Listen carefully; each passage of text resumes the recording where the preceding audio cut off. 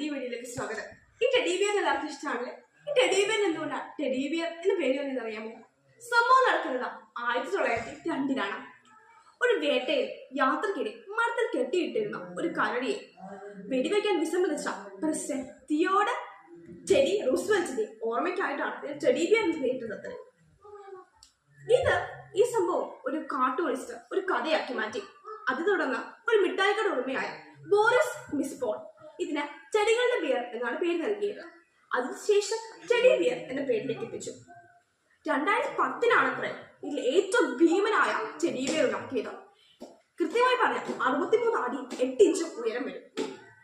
Kilogram 2700 വരുന്നത്.